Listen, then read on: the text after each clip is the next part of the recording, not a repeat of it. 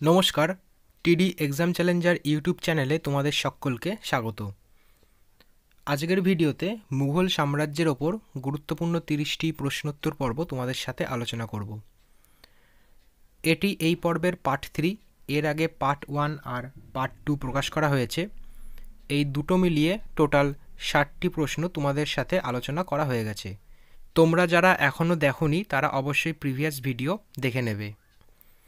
আজকের প্রথম প্রশ্ন, মুঘল রাজত্বের সময়কালে নিজাম উল মুলক আধুনিক ভারতের কোন রাজ্যে স্বাধীন রাজ্য গড়ে তুলেছিলেন? তামিলনাড়ু, কর্ণাটক, অন্ধ্রপ্রদেশ নাকি কোনোটি নয়? এই প্রশ্নের সঠিক অ্যান্সার হবে অপশান সি, অন্ধ্রপ্রদেশ। পরবর্তী প্রশ্ন, কে আগ্রা দুর্গ নির্মাণ করেন? আগ্রা দুর্গ কে নির্মাণ করেছিল? সঠিক অ্যান্সার হবে আকবর এটি নির্মাণ করেছিল। পরবর্তী প্রশ্ন, মুঘল আমলে গ্রামে আইন শৃঙ্খলার দায়িত্বে ছিলেন কে? মুঘল আমলে গ্রামে আইন শৃঙ্খলার দায়িত্ব ছিল মুকাদ্দামের। অপশান বি সঠিক অ্যান্সার। পরবর্তী প্রশ্ন, নিচের কোন রাজপুত রাজবংশ আকবরের কাছে আত্মসমর্পণ করেনি?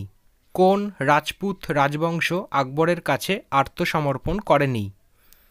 সঠিক অ্যান্সার হবে প্রতিহার বংশ আত্মসমর্পণ করেনি।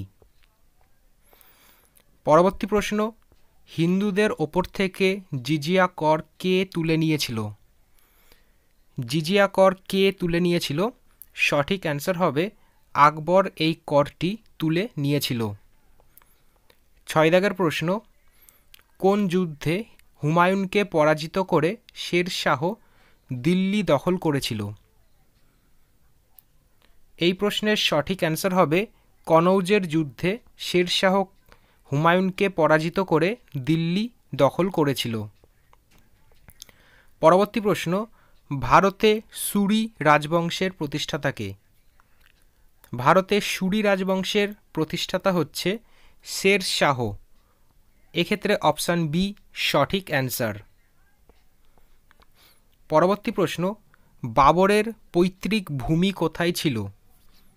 বাবরের পৈতৃক ভূমি কোথায় ছিল? সঠিক অ্যান্সার হবে ফরগনাতে বাবরের পৈতৃক ভূমি ছিল। 9 দাগের প্রশ্ন, নিচের বন্দরগুলির মধ্যে কোনটি মুঘল আমলের বৃহত্তম বন্দরের স্থান দখল করেছিল? এই প্রশ্নের সঠিক অ্যান্সার হবে সুরাট বন্দর মুঘল আমলে বৃহত্তম বন্দরের স্থান দখল করেছিল। পরবর্তী প্রশ্ন, শের শাহ সুরির সমাধি অবস্থিত কোথায়? শের শাহ সুরির সমাধি কোথায় অবস্থিত? এই প্রশ্নের সঠিক অ্যান্সার হবে সাসারামে এটি অবস্থিত। অপশান সি সঠিক অ্যান্সার। পরবর্তী প্রশ্ন, বিবিকা মকবরা ভারতের কোথায় অবস্থিত? বিবিকা মকবরা ভারতের কোথায় অবস্থিত? এই প্রশ্নের সঠিক অ্যান্সার হবে এটি ঔরঙ্গাবাদে অবস্থিত। অপশান বি সঠিক অ্যান্সার। পরবর্তী প্রশ্ন, শের শাহ কোন ধাতুর মুদ্রা চালু করেছিলেন? শের শাহ কোন ধাতুর মুদ্রা চালু করেছিলেন? এই প্রশ্নের সঠিক অ্যান্সার হবে রূপো এই ধাতুর মুদ্রা শের শাহ চালু করেছিল। পরবর্তী প্রশ্ন, আকবরকে কে সুলি-ই-কুল বা বিশ্ব শান্তি এবং ধৈর্যের এই শিক্ষা দিয়েছিলেন? আকবরকে কে এই শিক্ষা দিয়েছিল? সঠিক অ্যান্সার হবে আব্দুল লতিফ এই শিক্ষা প্রদান করেছিল। অপশান সি সঠিক অ্যান্সার। পরবর্তী প্রশ্ন, আকবরের সময়কালে কে দেওয়ান-ই আশরফ ছিলেন? এই প্রশ্নের সঠিক অ্যান্সার হবে টোডারমল এই দেওয়ান-ই আশরফ ছিল। অপশান বি সঠিক অ্যান্সার। পরবর্তী প্রশ্ন, কোন বছর থেকে আকবর স্বাধীনভাবে শাসন শুরু করেছিলেন? কোন বছর থেকে আকবর স্বাধীনভাবে শাসন শুরু করেছিলেন? সঠিক অ্যান্সার হবে 62 খ্রিস্টাব্দ থেকে আকবর স্বাধীনভাবে শাসন শুরু করেছিল? পরবর্তী প্রশ্ন, কত খ্রিস্টাব্দে মেবারের রাজধানী চিতোর সম্রাট আকবর অধিকার করেছিল? মেবারের রাজধানী চিতোর এই সম্রাট আকবর অধিকার করেছিল কত সালে? সঠিক অ্যান্সার হবে 1568 খ্রিস্টাব্দে। অপশান বি এই প্রশ্নের সঠিক অ্যান্সার। পরবর্তী প্রশ্ন, 1540 খ্রিস্টাব্দে কোন যুদ্ধে হারার পরে হুমায়ুন ভারত ছেড়ে পালিয়ে গিয়েছিলেন? এই প্রশ্নের সঠিক অ্যান্সার হবে অপশান সি, বিলগ্রামের যুদ্ধে হারার পরে হুমায়ুন ভারত ছেড়ে পালিয়ে গিয়েছিলেন। পরবর্তী প্রশ্ন, নিচের কোনটি শাহজাহান তৈরি করেননি? নিচের কোনটি শাহজাহান তৈরি করেননি? সঠিক অ্যান্সার হবে বুলন্দ দরওয়াজা, এটি শাহজাহান দ্বারা তৈরি করা হয়নি। পরবর্তী প্রশ্ন, ডেকানের ভাইসরয় হিসাবে ঔরঙ্গজেব কাজ করার সময় এর রাজধানীর নাম পুনরায় কি রাখা হয়েছিল? সেই সময় এর রাজধানীর নাম কি ছিল? তো সঠিক অ্যান্সার হবে ঔরঙ্গাবাদ। অপশান সি সঠিক অ্যান্সার। পরবর্তী প্রশ্ন, নিচের কোন স্থানের নিয়ন্ত্রণ নিয়ে পারস্যের শাহ এবং মোগলদের মধ্যে চূড়ান্ত বিবাদ দেখা দিয়েছিল? নিচের কোন স্থানে এই বিবাদ দেখা দিয়েছিল? এই প্রশ্নের সঠিক অ্যান্সার হবে কান্দাহার। Option B.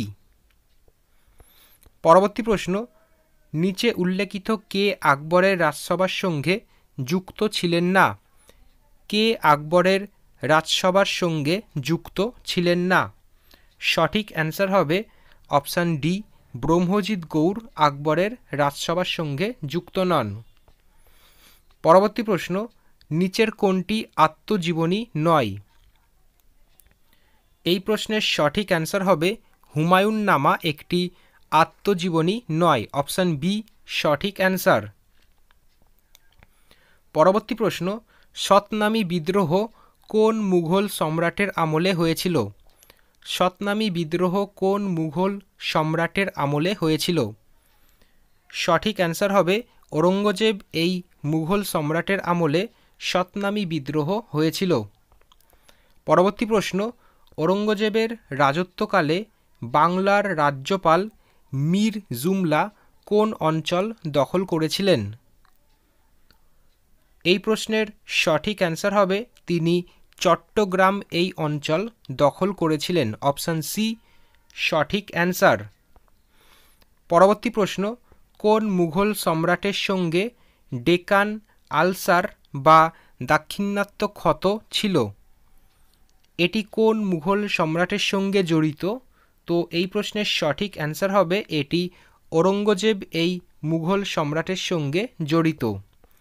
পরবর্তী প্রশ্ন, শাহজাহানের সময়কাল অনুযায়ী কোনটি সঠিকভাবে যুক্ত করা হয়নি? চারটে অপশানের ভেতর কোনটি সঠিক অ্যান্সার হবে? অপশান ডি, আহমেদনগর আর হায়দ্রাবাদ এটি সঠিকভাবে যুক্ত নয়। পরবর্তী প্রশ্ন, বিবিকা মকবরা কার সমাধিস্থল? বিবিকা মকবরা এটি কার সমাধিস্থল? এই প্রশ্নের সঠিক অ্যান্সার হবে এটি ঔরঙ্গজেবের পত্নীর সমাধিস্থল। অপশান এ সঠিক অ্যান্সার। পরবর্তী প্রশ্ন, বুলদেলখণ্ডের কোন দুর্গ অবরোধকালে শের শাহের মৃত্যু হয়? বুন্দেলখণ্ডের কোন দুর্গ অবরোধকালে শের শাহের মৃত্যু হয়েছিল? সঠিক অ্যান্সার হবে কালিঞ্জর এই দুর্গ অবরোধকালে তার মৃত্যু হয়েছিল। পরবর্তী প্রশ্ন, শের শাহ প্রতিষ্ঠিত বংশের নাম কি? শের শাহ প্রতিষ্ঠিত বংশের কোন নাম? সঠিক অ্যান্সার হবে সুর বংশ। অপশান বি সঠিক অ্যান্সার। আজকের এই পর্বের একদম শেষ প্রশ্ন, কোনটি মুঘল ছবির মধ্যে ধরা হতো না?